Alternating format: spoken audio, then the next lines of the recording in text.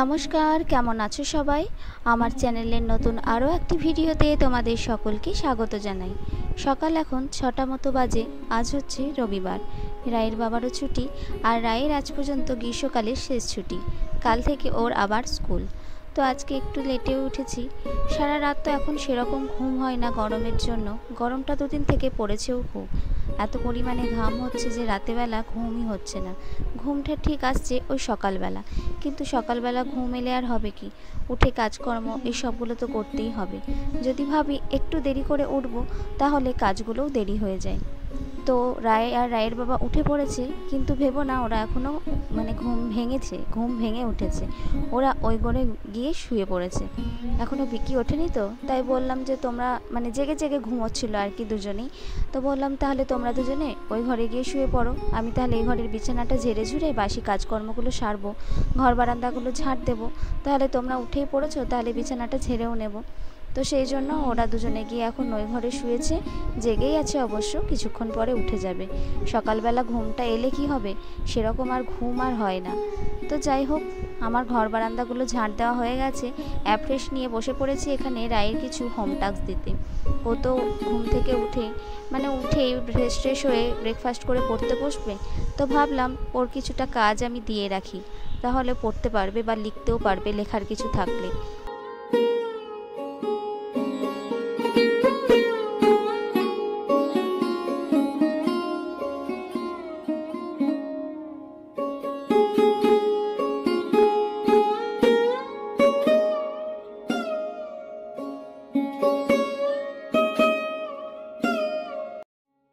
রায়ের হোমওয়ার্কগুলো দিয়েই আমি ঝটপট স্নানটা সেরে নিয়েছিলাম। আর আজকে বাড়তি কিছু জামাকাপড় কাচাকুচো করিনি। জামাকাপড় কাচার ছিল, কিন্তু আজকে আর ইচ্ছে করলো না। ভাবলাম থাক, ওই দুটো আবার কালকে সব একসঙ্গে কেচে নেব। বেশি জামাকাপড় ছিল না, তো সেই জন্য কাচার চেষ্টাটাও আর ছিল না। তো তারপরে সবাই একসঙ্গে ব্রেকফাস্টও সেরে নিয়েছি। রায়ের বাবা, মা সবাই একসঙ্গে ব্রেকফাস্ট সেরে নিয়েছি। রায়ের বাবার ওদিকে স্নান হয়ে গেছে। এখন তো বাড়িতে থাকলে ও স্নানটা সকাল সকালই সেরে নেয়, যেহেতু প্রত্যেক দিনের অভ্যাস। আর গরমটাও এত পরিমাণে পড়েছে, ঘুম থেকে উঠে মনে হয় যে কত যেন কাজ করলাম, ঘাম ঝরেছে সারা রাতে। তো যাই হোক, ওদিকে ব্রেকফাস্টে বাসনগুলো ধুয়ে নিয়ে পান্নাদিরও বাসনকোসন মাজা হয়ে গেছে, ওগুলো একেবারে জল ধোয়া করে নিলাম।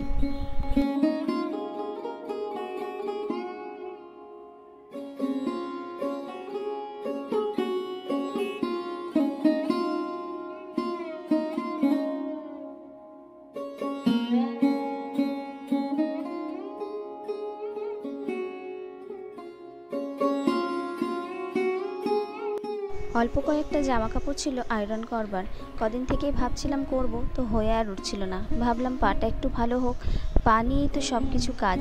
এইটা ভালো না থাকলে মনে হয় যেন সব কাজই থেমে আছে বা থমকে আছে, যেন কিছুই এগোচ্ছে না। করছি ঠিকই।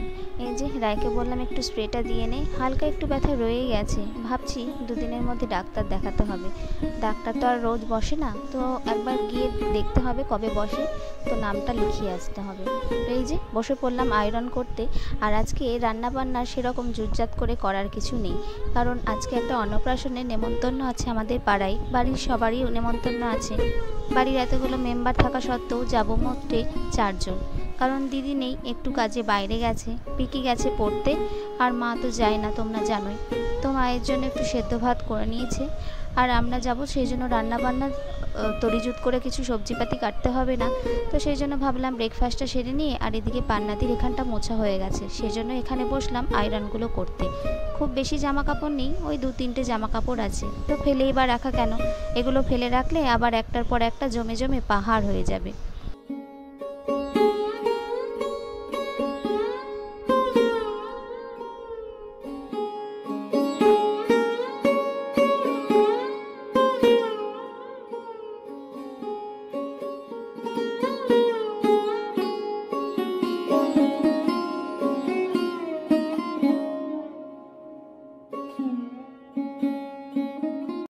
আয়রনের জামা কাপড় বেশি ছিল না, সেই জন্য ঝটপট হয়েও গেছে, জায়গাটাও পরিষ্কার করে নিয়েছি। কিন্তু জামা কাপড়গুলো এখনই আলমারিতে ভরিনি, এক্ষুনি আয়রন করলাম তো একটু গরম আছে, ঠান্ডা হয়ে যাক তারপরে আলমারিতে তুলে দেবো। এখানে দেখো আমি কাটতে বসেছি একটু স্যালাড। টিফিনে ঘুগনি হয়েছে তো, আর ঘুগনি বা ছোলার কিছু হলে আমাদের বাড়ির সবাই ওই করে ঘুগনি চাট করে খেতে বেশি পছন্দ করে, তাই জন্য একটু জুতজাত করে কেটে নিচ্ছি শসা, গাজর, পেঁয়াজ আর কাঁচা লঙ্কা। একটু টমেটো দিলেও ভালো হতো বুঝলে, ছিলও ঘরে কিন্তু খেয়াল নেই। খাওয়ার পর মনে পড়ছে যে না, টমেটো একটু বেশ কাটলে ভালো লাগতো। আর ওদিকে টিফিন বাটিটা দেখতে পাচ্ছ, ওটাতে দাদার জন্য শসা কেটে রাখবো, দাদার টিফিন যাবে তো সেই জন্য। বলতে বলতে দেখো এখানে ঘুগনি চাট একদম রেডি, দোকানের মতোই হয়েছিল, শুধু একটু লেবু বাকি ছিল। লেবু না হলেও তেঁতুলওয়ালা জল দিলেও হতো, তো সেটা আর করলাম না। লেবু ছিল জানো তো গাছে, কিন্তু সেগুলো এখনও খাবার মতো হয়নি, আরও কিছুদিন গেলে তারপরে ওগুলোতে ভালো রস হবে। এখন ওই চিপলে 2-1 ফোঁটা রস অন্তত পড়বে, তো সেটা দিয়ে আর ভালো লাগবে না, তাই আর লেবু পেড়ে কাজ নেই। রায় আবার একটু সস নিয়ে নিয়েছে, এই যে রায়েরটা দিয়ে দিচ্ছি। আর ওখানে মায়ের, রায়ের বাবার আর আমার বেশ দোকানের মতো হয়েছিল, কিন্তু এটা নাই করে 20 টাকা প্লেট হবে, কি বলো তোমরা? তো যাই হোক, চলো খেয়ে নিই টেস্টি টেস্টি ঘুগনি চাট। আর তোমাদের এরকম ঘুগনি চাট দেখে কার কার খেতে ইচ্ছে করছে অবশ্যই কমেন্টে জানাও, আর চলে এসো আমাদের বাড়িতে।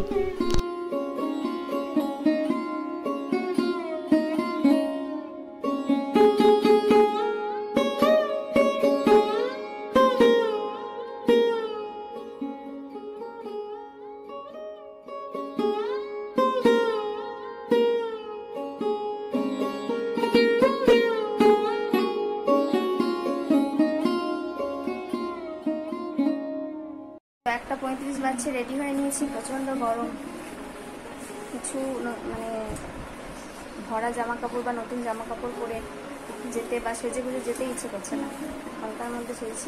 আর আমার বরাবরই হালকা পাতলা সাজ বেশি পছন্দ, বেশি ওই জিগজ্যাগ সাজে আমার ঠিক পছন্দ নয়।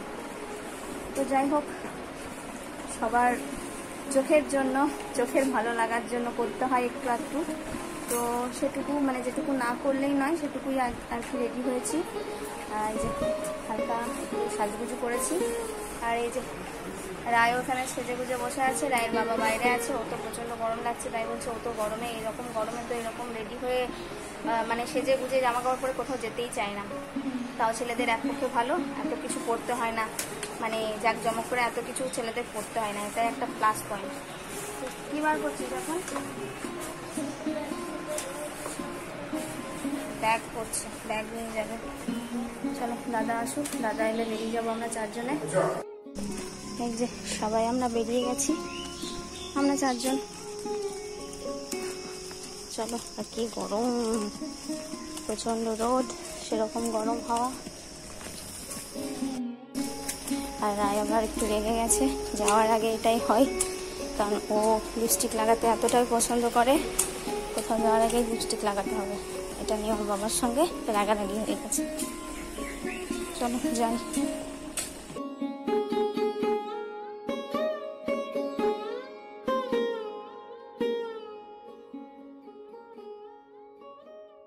এত গরম পড়েছে, রাতের বেলায় মানুষের সেজেগুজে কোথাও যেতে ইচ্ছে করে না, আর এই দেখো দিনের বেলা এত রোদে কি সাজুগুজু করতে ইচ্ছে করে? কোনো মতেই নয়। তো চলে এসেছি আমরা নেমন্ত্রণ বাড়িতে। ওই যে দেখতে পাচ্ছ দাদা দাঁড়িয়ে আছে, রায়ের বাবাও চললো, আর ঠিক তার পাশের যে বাড়িটা দেখতে পাচ্ছ ওটাই হচ্ছে সবজি দোকান, ওখানেই প্রায় আসি। এই রাস্তা দিয়ে এসেছি, হয়তো তোমরা মানে দেখে থাকবে। চলো ঢুকে ঢুকে প্রথমে করে দিল ঠান্ডা, আর এদের যেহেতু নিজস্ব আইসক্রিমের ফ্যাক্টরি আছে, তো প্রথমেই দিয়ে দিল লস্যি।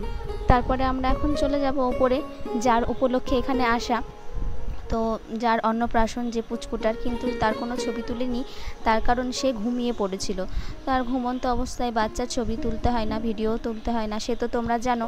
ওই জন্য পুচকুর ছবি না তুলে সরাসরি চলে এলাম আমরা। পুচকুর ঠাকুমা, তারপরে পুচকুর জেম্মা, পিসি সব বসেছিল, আরও সবাই আত্মীয় সবাই ছিল নিমন্ত্রিত।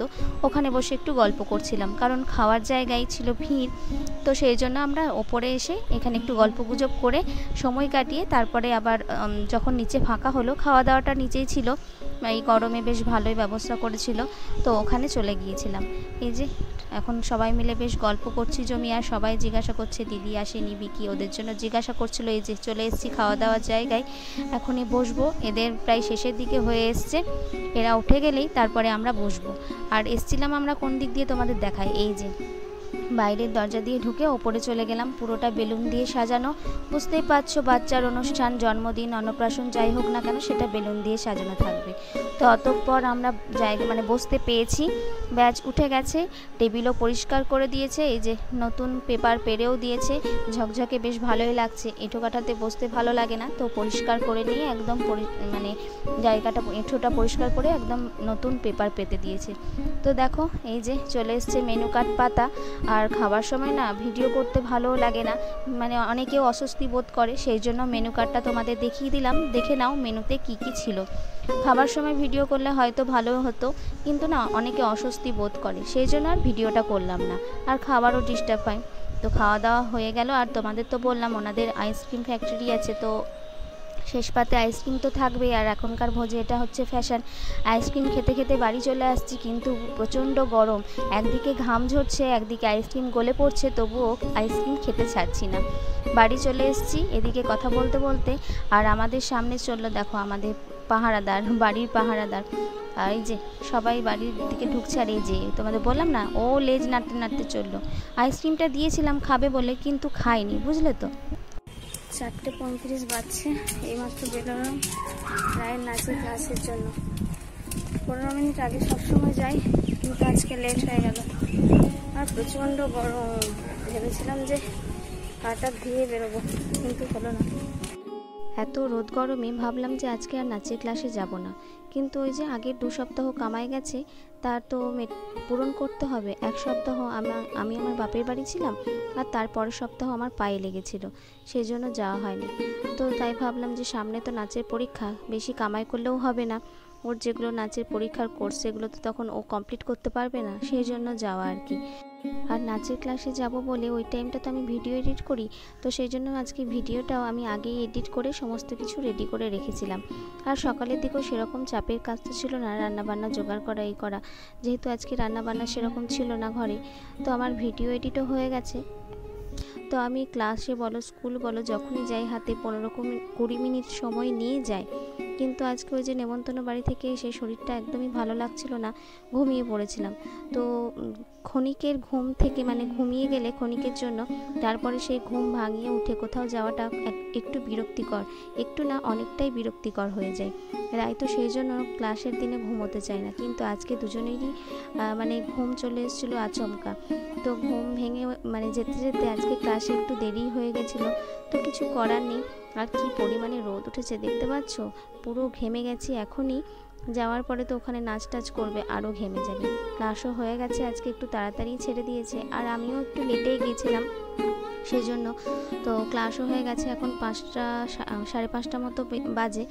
তো যাই হোক এখন চললো, ওই যে দূরে ছুটছে কেন বলো তো, ওর বান্ধবী চললো তাই জন্য। কিন্তু ওর বান্ধবীও বাড়ি যাবে তার তাড়া, বান্ধবী বাস ধরবে তার তাড়া আছে, তো সেই জন্য ও আগেই গেল, আর আমি পায়ের জন্য অতটা তাড়াতাড়ি হাঁটতে পারছি না, তো সেই জন্য ও আবার আমার সঙ্গে যেতে লাগলো। তো এখন আর কি, বাড়ি গিয়ে ও হাত মুখ ধোবে, ও তো বললো আমি বাড়ি গিয়ে গা ধোবো। তো হ্যাঁ, গা ধুয়ে নিতে বলবো, কারণ প্রচণ্ড পরিমাণে ঘেমে গেছে, আমিও ঘেমে গেছি। বাড়ি গিয়ে গাটা ধুয়ে ফ্রেশ হয়ে একটু ফ্যানের তলায় বসবো। তো চলো ভিডিওটাও তাহলে আজকে এখানে এড করছি। ভিডিও ভালো লাগলে অবশ্যই একটা লাইক কমেন্ট শেয়ার করতে ভুলো না। তোমরা যারা আমার চ্যানেলে নতুন তারা প্লিজ চ্যানেলটিকে সাবস্ক্রাইব করে পাশে থেকো, আর যারা সাবস্ক্রাইব করেছো তাদেরকে অনেক ধন্যবাদ। তো তোমাদের সঙ্গে দেখা হবে নতুন আরও একটি ভিডিওতে। ততক্ষণ তোমরা সবাই ভালো থেকো, সুস্থ থেকো, সাবধানে থেকো। Love you all and tata.